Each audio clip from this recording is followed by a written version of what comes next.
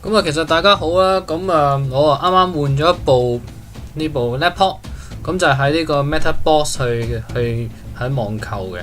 其實好多人都會問我點解會買呢部 laptop，咁就因為呢部 laptop 咧嗰個規格真係非常之強勁嘅。首先我哋睇一睇個規格先咧。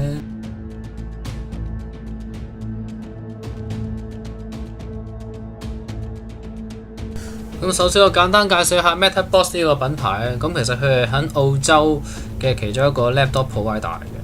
咁有次機緣巧合情況之下，我就喺網上面咧就見到咧佢有一部咧係用緊 desktop grade i78700K 6核 CPU， 咁兼夾於佢可以有呢個 GeForce 1070嘅規格。咁我又好有興趣啊！咁其實我上網咁睇過，都研究過下佢哋嗰個規格啊。咁其實我發覺呢部機根本上就完全超越咗而家市面上所有 gaming laptop 嘅 config 嘅。咁首先睇一睇嗰個裝工咧，咁其實非常之唔錯啊！個 mon 嘅中間都唔會攣嘅。咁keyboard 手感都好好啊，打字都非常之順暢嘅。咁側邊就有4個 jack 啦 ，Line in Line out 啦，Phone jack、earphone jack 啦。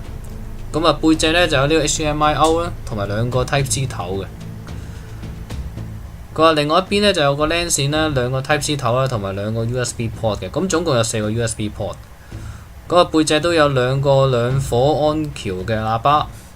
行呢一部機咧，因為佢行 desktop grade 嘅 CPU 同 GPU， 行咗一個350火嘅火牛嘅。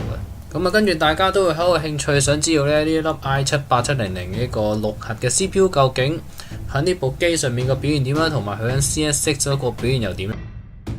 咁就首先就我哋行咗個 PCMark H 嘅3個 benchmark test 咧，我行咗 Home 啦、Creative 啦同埋 Work 嘅。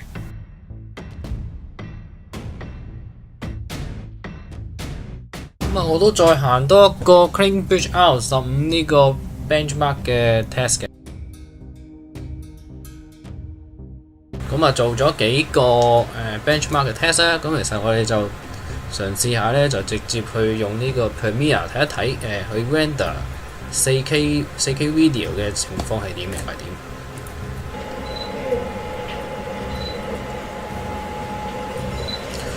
其實睇到咧，嗰個 CPU 同埋個 GPU 嗰個 loading 都非常之低嘅，其實都係喺20% 以下。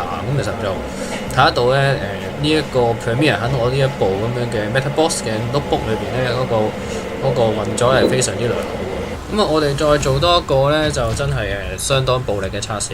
我哋將呢個 4K 片咧，就嘗試做一個3段 overlay， 再做一個 scaling 同埋一個 translation。睇一睇嗰個佢 loading 個 resources 嘅情況係點？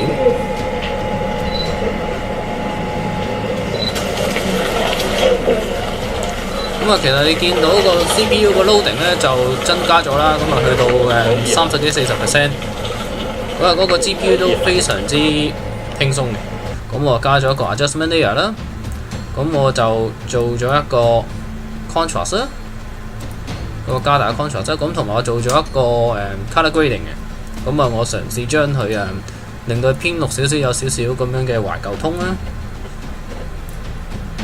我哋都做咗一個咧好長嘅一個 coarse dissolve 嘅過鏡。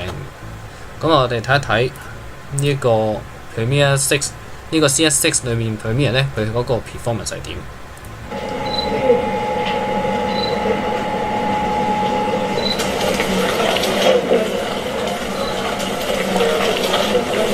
？CPU loading 就高咗嘅，但係其實 overall 嗰個 render 咧，嗰個 PV 都非常之順暢。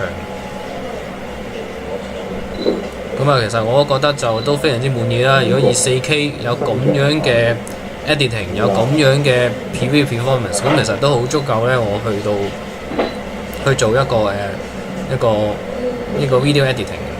再睇埋呢個 coarse dissolve 嗰個效果。其實都考驗唔到嗰個，見到個 GPU 嗰個 loading 就加大咗。但係其實就對於其實成個 CPU 嗰個 loading 都非常之低。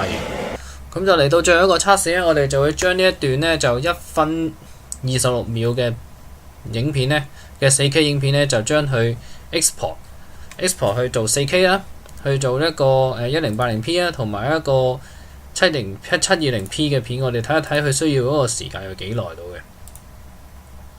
佢其實出嚟嗰個結果咧，咁其實都算滿意啊！佢 export 4K 就要5分鐘到啦，咁啊如果 export 啲 1080P 咁其實只要1分半鐘，咁啊都相當之快。咁啊其實佢運作嘅時候咧，我睇見有個幾有趣嘅情況就係佢當佢 export 一段 video 嘅時候咧，原來呢個 graphic card 佢都有一個 workload 喺度。咁所以呢個 Premiere CS6 咧，咁其實佢係需要呢個 CPU 同埋呢個 GPU 咧，都需要有翻咁上下 power 嘅。佢先至可以發揮到佢應有嘅效果。咁其實今日嘅分享就係咁多先啦。咁其實如果大家有啲咩意見可以喺下邊寫翻俾我，咁我見到我都會盡量覆翻大家嘅。係多謝各位啦，唔該你，拜拜。